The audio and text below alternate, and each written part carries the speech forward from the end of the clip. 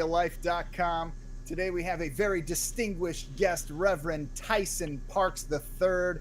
Welcome, Reverend. Thank you. Good to be with you guys this evening. We were just having a little pre-game talk, kind of talking about the podcast, and you were telling me about the Eureka Kids Club, and you name dropped somebody, and you just blew my mind. Can you tell me a little bit about that program? The Eureka Kids Club program, the head coach for that is Ryan Sides, but also at the facility at the training center, Dylan Real, he's out there, and he has facilitate some camps, and so you'll see commercials if you go on my Facebook page and his Facebook page. You'll see that they work out and they use the facility. So Eureka's becoming a little bit of a hub for wrestling in this area, and we're grateful for that. We want to grow the sport, and we also want our institution to be known as a quality, first and foremost, an institution for academics, but also some great athletics, and wrestling being one of the sports, one of the key sports. So. Well, yeah, and I should probably mention that Reverend Tyson Parks is the assistant wrestling coach. Sorry, I'm like manager. No, the assistant wrestling coach at Eureka College there. And yes, he name dropped Dylan Real. Dylan is, I mean, he's the realest, man. Like I've trained with him back in the day. You know, him and Jake Childers was around, and there was another guy who used to come into the gym all the time. But man, he is so strong. It's so flipping good. Like I just remember him like doing we just did a quick sparring match, and like his grappling was just next level. And I think I remember he was like a 2 or 3 time state champ. Like he did it all. Yes, he was. Can you hear me? Yes. Yeah, it looks like we lost a little bit of video. Yeah, we lost video. Okay. I'm not sure what happened, but I mean, we can go on with it. That's fine. I don't know what happened. It just cut off. Let's see. So there we go. You were also telling me a little bit about some of the transition that was happening. So we know that Lincoln College closed in the area, and that was a tough thing for a lot of people around here to deal with. And you were just talking about how the Eureka College was able to work with them to absorb a lot of the athletes there, so that they could continue their scholarship and their education and their athletic. Like, can you tell me a little bit more about that? Like, I think that's just phenomenal. Yeah, they were able to make that transition. Coach Beal, he reached out to Eureka College and asked them if they wanted to start a program, and he was able to do that. I wasn't in on that part of it. I came in later on as he was developing the wrestling program, but it's been a great fit. We did something historical last year, and only our second year, we took second in the conference. And so he was acknowledged as coach of the year. We got coaching staff of the year, and our team, our men's and women's team, got second in the SLIAC conference. So that's phenomenal with just 2 years of transitioning. I mean, and we're not flying under the radar. They know who we are for D3 program, which is good. I wrestled at Augustana, so we were able to be a part of their duels. We go up there and we travel, and Coach Bill's schedule, he doesn't duck anybody. We went to the Lindenwood Open, and then at the beginning of the year, they go to Decorah, Iowa, to the Luther Open, where the Iowa Hawkeyes are there. You have all of the top D1 schools. I mean, when you wrestle open at an open tournament, the divisions D1, D2, D3, it doesn't matter. It's open, and so I was literally down there coaching across the mat from John Smith. Oklahoma State was at the Lindenwood Open, Missouri. So you're seeing some of these guys, Isaiah Martinez from the University of Illinois. He was coaching. So see BJ Futrell at Northwestern. I mean, these guys are at tournaments. So Eureka College is there if you're looking to be at a school that's going to get you some exposure, and you're just looking for a solid program. I encourage you, check out Eureka College. I'll say wrestling success is no accident. Like that's something you really, really got to work for. And I around that, I had a question for you. Like, so my father was a big wrestler. He wrestled through high school and a little bit in college. He was undefeated his first year, state champ. Second year, state champ, but he only lost one match. He was ticked about that. And then he was playing football, and he broke his foot in a gopher hole, and wound up losing his scholarship to the college that he was going to. That's I very wanted to- unfortunate. Well, I thought it was just like really interesting because he would just kill himself for wrestling, and like he was always worried about getting injured and stuff, and then he goes and just breaks his foot in a gopher hole. But I want to know from you, for especially for young kids who are getting into wrestling for the first time, what do you see as the most dangerous aspect? Most dangerous aspect is just like poor training habits. You end up performing how you practice sometimes. You keep it fun, but you also want to keep the kids safe and make sure they're paying attention. So lack of focus can cause injury. Lack of focus. Yeah. But you also have to know how to engage the kids, young kids, and the older ones as well. Keeping them engaged, keeping them focused in that intensity level. Not to the point where they're, spastic, but to where they have intensity and it's just passion for the sport. That's on. Well, I mean, yeah, clearly there's some phenomenal coaching that's happening over there. So tell me a little bit about your background with wrestling. I'd love to hear a little bit more. So sounds like you wrestled at Augustana. Take me back a little bit farther. Okay, well, I started to go all the way back. My father was an all-state wrestler from Moline High School. And I'm a second-generation pastor. So some kids, when I was at Moline is where I grew up, Roosevelt Elementary School. The Illinois side?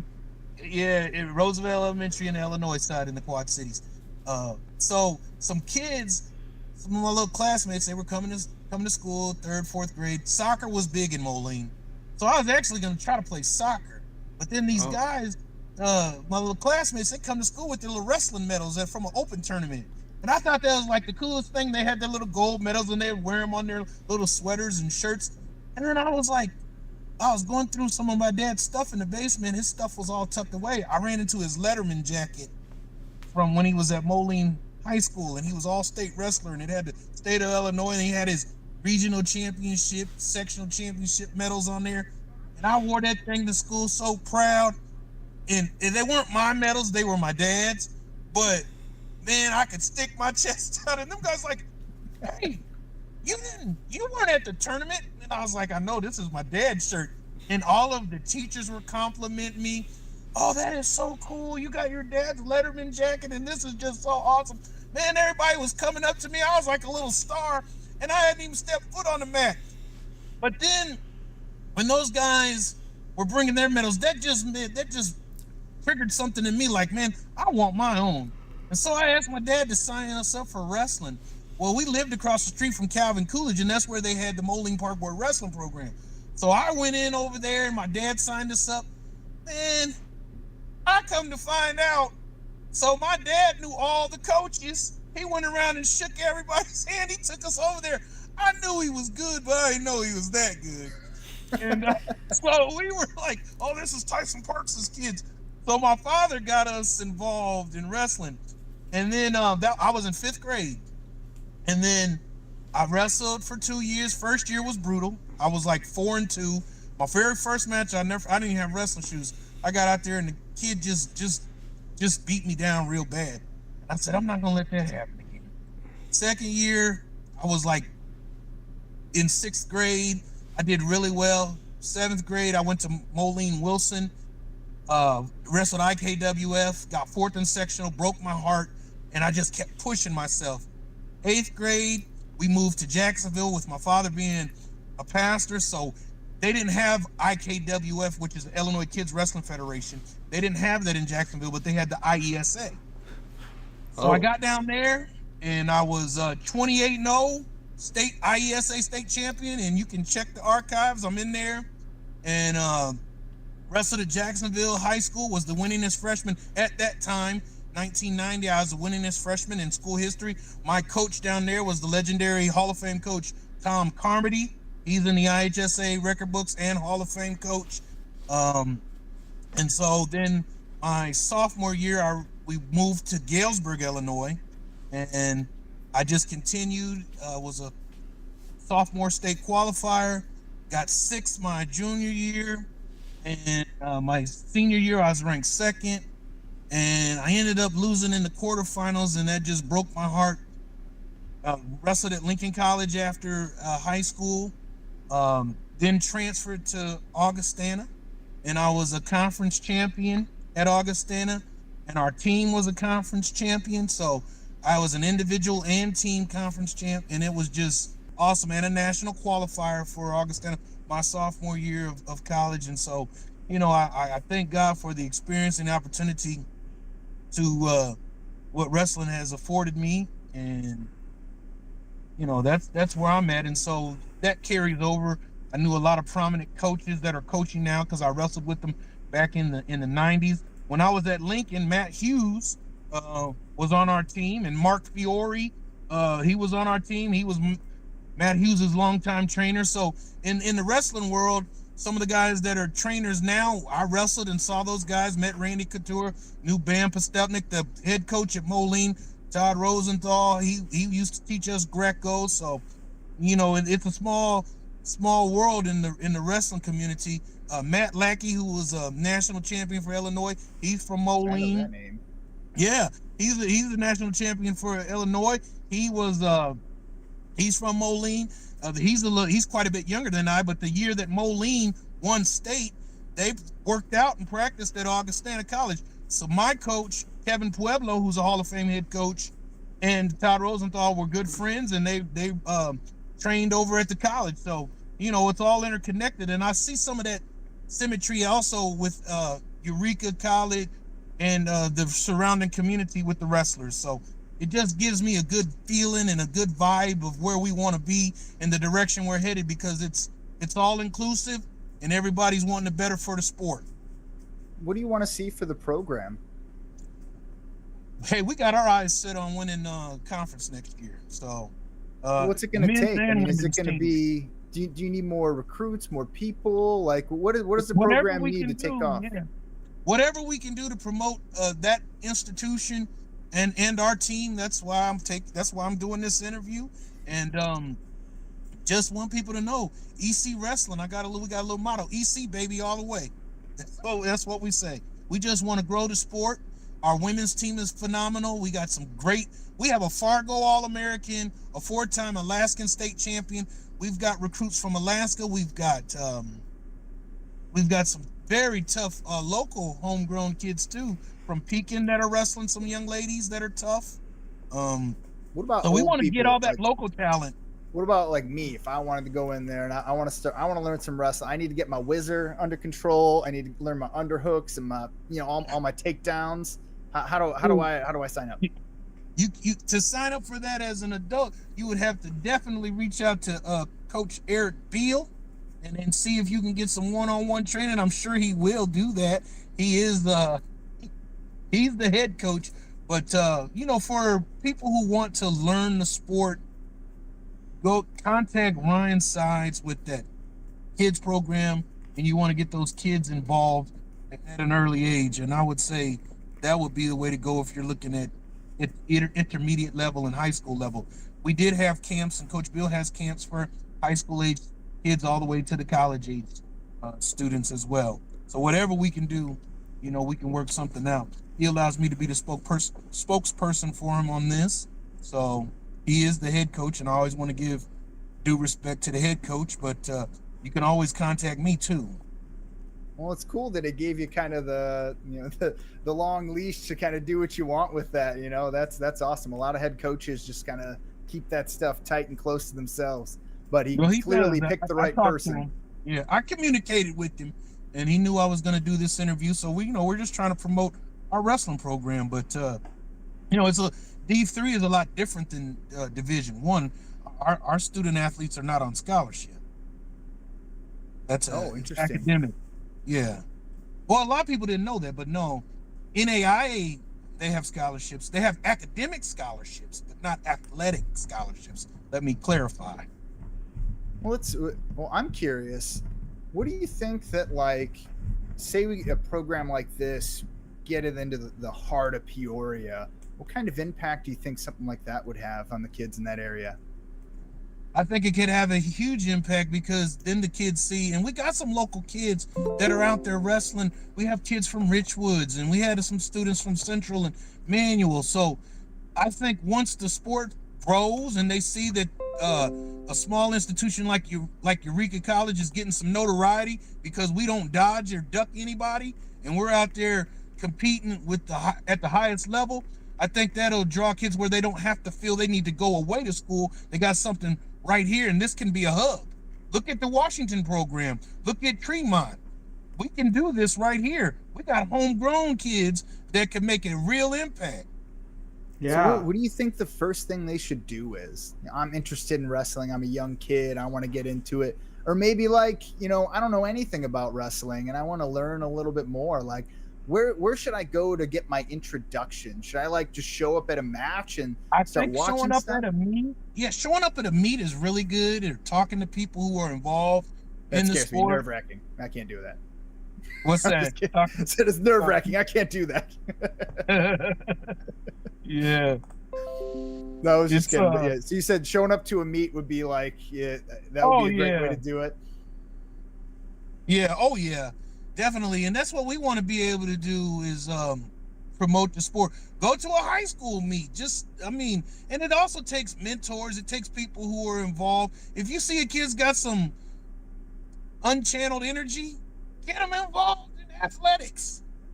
Take them to the meet. Take a group of kids to a wrestling meet. Even the girls now, the young ladies, they got women's teams. Our ladies team, I'm telling you, we have some very serious wrestlers that are really making an impact and a name for themselves, but they are out there competing at a high level. As I was telling you, one of the young ladies, Mackenzie Cook, one of our student athletes, was a 4-time Alaska state champion and won Fargo. So that's a major accomplishment. She is an elite wrestler. So, we have, and she helps with the camps and stuff too. So they're going to be trained by people at the highest level who have collegiate wrestling experience and have done well in high school as well as college. So we had another conversation. We actually met during one of the Peoria Martial Arts Forums meetings over the phone. And while we were talking, we were talking a little bit about, post-college for collegiate wrestlers and what that looks like. What does that look like right now for some of those athletes? Who have gone on and have already graduated. And right now, they can actually go into mixed martial arts and it can be lucrative. I would encourage those kids, and if they haven't started in the workforce and they still have that desire to compete, now they can be compensated for it. You see a lot of high-level wrestlers who have transitioned into MMA. Mm-hmm. Not only for those athletes post-college, but maybe a troubled youth as well. Once they get involved in something and they feel a part of it, it can change their mindset. And you can change a culture. You can change a community with a lot of support. People can get behind that person. So, I see mixed martial arts or combat sports as a way to channel a lot of negative energy and create it and make it into something positive. When we were talking about, like, a lot of the opportunities with wrestling right now, once you get outside of the college environment, it's kind of gone. Like those days are just behind you, unless you've got a good group of individuals where you can go and continue that kind of training. But I totally agree with you. I think that some of the best opportunities out there for wrestlers who are sitting at that top level and want to keep going with something because they've just got that tenacity, they've got that it thing, get into mixed martial arts, because there's a strong chance that you will dominate in something. some of the best mixed martial artists in the world, especially in the beginning of like the UFC and MMA back then, they were wrestlers. They all had wrestling foundations. Mark Coleman, Dan Severance. I mean, these guys were all wrestlers. And, I was in that. I graduated high school in 93, and that's when the UFC was like first taking off. And then I never would have thought guys that I wrestled with ended up being, they're legends in the sport. And people know who was getting it in back in the day. They know who was competing. So in the wrestling community is small. There's guys who are elite level, and then you got guys who are good, and you guys have guys that were very good, but it all becomes a family because people are connected. It's all about connections. And some of the people that I was naming, I'm naming because I know them personally. I knew them before they went on and won those national titles. And my coach was Kevin Pueblo was a Hall of Fame coach. Tom Carmody was a Hall of Fame coach. And then I'm in my high school's athletic Hall of Fame. So from wrestling, I had a winning percentage, 103 wins, 13 losses. So, I wasn't a slouch. I'm not just talking about something I aspired to do. I've been there. And that translates over to your coaching, to your mental toughness. And for me, it's my passion, just like preaching the gospel, the good news. Can't have one without the other. I'm just passionate about what I do, and I put my heart and soul in it. And those kids and those athletes, they can tell. People can tell. Isn't it right, Ashman? Yes, it is. Yeah. No, and that's like, so one thing I love about psychology is like one of the most infectious emotions is just smile, laughter. Like those are like, and when people see someone who is just an expert at their craft, just having an amazing time doing their work, to me, that is just like palpable. Like I can't get enough of it. Like, why would you want to be anywhere else than being around these people working at the highest level, enjoying themselves? Well, I'll tell you, Eureka College is that place. It sounds like it. Like Eureka College Wrestling, EC baby. Well, tell me more about Eric Beal. I don't know a whole lot about him, but I know a lot about Dylan Reel. And like I said, that guy he's the stuff, man. He's the real deal. He knows what he's doing. Yeah, he's helping the kids, and he's using the facilities. And so that's all about those connections. Coach Beal he is a unique individual, man. He's soft-spoken, a family man, Christ-centered individual, and I just love him, man. And he creates a family atmosphere out there at Eureka College. And those kids really and truly love him, and he genuinely has their best interest at heart. And so it's been a family. Matter of fact, when we break and we come together as a team, those kids will break on family. And that's real. It brings everybody from all walks of life together. And it is a family. And I feel very much a part of the Eureka program. So phenomenal things are happening, I'm telling you. What do you think the difference is between your program versus something in like a larger city with a lot of resources? These kids are competing and are there because they want to be there. They're scholar athletes. They're students first, and they recognize they have their priorities together, and they're there because they want to be there. As I said, they're not on a athletic scholarship, so to manage their studies, their personal time and practice and making weight, that's a labor of love, and they're doing it week in and week out. And I just try to be there to provide support, emotional support, and encourage them. And it helps that you've been there and been at a level where they're trying to get to. So it's just fun, and it's therapeutic for me. I love it. I can have a release, and it's just been, I used to weigh 350 pounds, man. I'm getting back down. I'll be 50 in October. My goal is to bench press max 400 before I turn 50. I've already done 350 before I hit that goal a little early, and now I'm trying to get down to 250 pounds. Dang, putting up 330. Wow, that's awesome.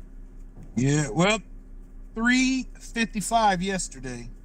So, not too bad for a 49-year-old. Dude, I'm not I'm a even grandpa close. now. So I'm a grandpa now. So.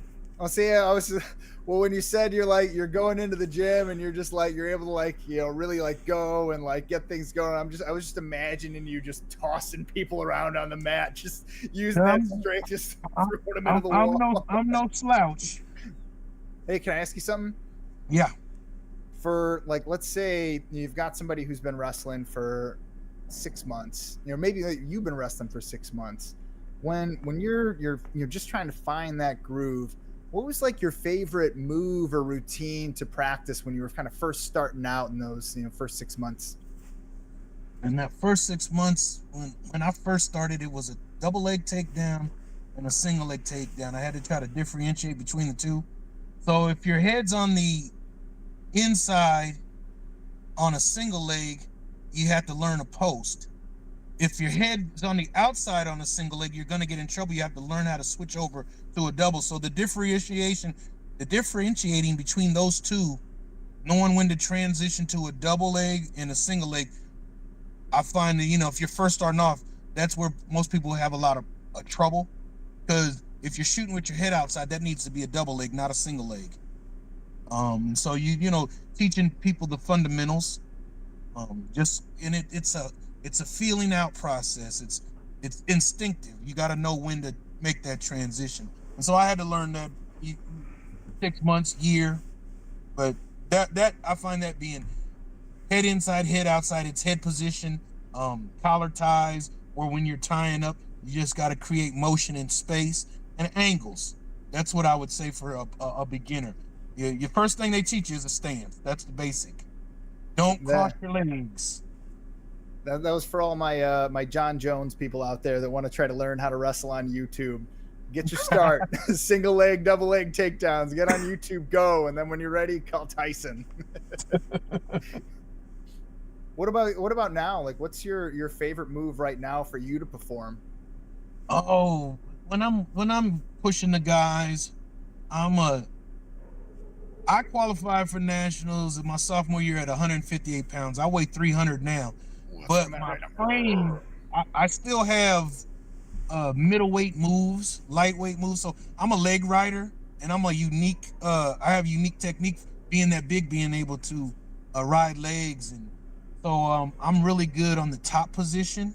And I try to, when I see guys who are working on the top, I can work with them because that's kind of my expertise. Tilts, bar arms, Wow. Freestyle be leg laces, but folk style, just being in that top position and riding legs and keeping hip pressure, tight waist, bar arms. I like all of that. That's awesome. Well, and so for a wrestler getting out of college, they're finishing up and they're wanting to get themselves into mixed martial arts. You've trained them, you've given them every ounce of knowledge that you have. What complementary skill set do you think they should learn first? If they're going to be transitioning to mixed martial arts, they got to get some boxing under their belt, because they got their ground game together, and now they need to work on their boxing, I would say. And if they could do a little Muay Thai, I think that would be good, because you have a combination of kicks and punches. So that's the way I would approach it. Say the Muay Thai clinch is a lot of fun. You can have a lot of fun grappling there. Yeah, but I equate that to like a front headlock or a snap down position, because that's what you're gonna snap somebody down. It's almost like a Muay Thai clinch, except for you're taking them straight to the ground. But in Muay Thai, you would be taking them straight to the knee, a knee to their face. Oh yeah, that's true. Well, I just always been so curious because there's so many wrestlers that are out there in the world right now, but I feel like I don't see a ton of wrestlers that are great boxers, just outstanding boxers. You know what I mean? I almost feel like there's once you dedicate to the wrestling discipline, that's your foundation, and then you can supplement with boxing. What do you think on that? with MMA, most of your elite MMA guys are wrestlers. That's the foundation. That's the bedrock. It's the grappling. So when to your point, when you were asking me what would you recommend they work on, I would say Muay Thai, boxing, punching, or boxing. Just learning the art of pugilism, the punching. That's key, because the wrestling's gonna come. It's natural. It's second nature to you. But boxing, you got to work on those techniques, and that's. I would love to partner with a boxing trainer. They work on the boxing, I work on the grappling. We have a heck of a conditioned athlete. But heck yeah, I mean, we know a bunch of boxing trainers. We can hook you up with one if you'd like. Yeah. Well, hey, it's all about growing the sport, MMA, any combat sport, and I'm trying to recruit some guys who are going to be dedicated to the craft. First of all, they got to be scholars, and then the athletics comes second. But because we want them to be productive members of society and be gainfully employed long after their MMA career is over and their wrestling career. Yeah, absolutely. Be out in the workforce, because it goes hand in hand. So go ahead, Achu. So, Mr. Parks, how do you think Peoria and the Central Illinois area can promote combat sports and support combat sports? I think you're doing it now with this podcast and just getting it out, getting it to the right people. Exposure is everything. That's key. You guys are doing a great job. And because like I said, I asked my head coach if it was all right, and he said absolutely, go ahead. So it all starts with word of mouth. And when people see your passion and you're being sincere, that's what it's about. When you're helping to transform and change a community and let people know there is an outlet. I think that's important. And that's the direction I would like to see it go. Some of the inner city kids who feel that they don't have an outlet, they can have one, and we can create one. And pick up some gloves, not a gun. Yeah. I see. That's exactly what That's the where I'm at Gloves with Up, it. Guns Down event is all about. That's what happened on the July 28th. That's Robert Bell's, if I recall. Is that right, Anchuman? Yeah, I think so. Yeah. So any time they can release aggression, we just want to provide avenues and ways for them. That's my hope for this. Tell you how many people I have heard just say those exact words. Like, we just need to give these kids a space where they can go and they can just grow their skill set in a safe environment. And then beyond that, it seems like that seems to be the thing, So I am 100% behind your mission here. I think wrestling is a phenomenal way to get the youth, into, collegiate sports, into, sports in general, just off the streets and getting themselves into something healthy. It's helped me in ways that I can't even imagine. I wouldn't be where I'm at today. I'm a chaplain with the Peoria Police Department, chaplain with the fire department, but wrestling teaches you how to multitask, how to prioritize, and also, it doesn't quench your passion. Even though you may be struggling, cutting weight, and you got schoolwork you got to do, and then your personal life might not be all that great, but you know how to push through and persevere. And so I have this fighter mentality, this warrior mentality, that I'm going to achieve whatever I can. Of course, by the grace of God, but also I got to put in the work. And wrestling taught me how to do that. It teaches you life skills. No, I totally agree. And, the other thing that I've noticed is if, kids, adults, if they're involved in combat sports, there's a few things I'm not seeing them do. I'm not seeing them drinking. I'm not seeing them smoking, cigarettes, cannabis. They're not doing any of it. Like they're keeping themselves off of drugs. They're keeping themselves clean. But it's because they've given themselves over to something, something that they know is going to be able to enlighten them in a greater way, whether it's, physically, mentally, emotionally. So I love seeing that dichotomy between the work that you do. Absolutely. And one of the things too, sometimes, and this from psychology, if a kid's been told they're nothing long enough, they begin to believe it, and it becomes a self-fulfilling prophecy. We got to change the narrative. If we give them something to do, build them up, show them the right way, and let them go from there, they can be successful. And I'm telling you, it does wonders for their self-esteem. Yeah, I was actually reading a study on this. There was talking specifically about kids from the age of, it was 2 to 7. If you, instead of acknowledge them for completing a task, acknowledge the effort put into the task.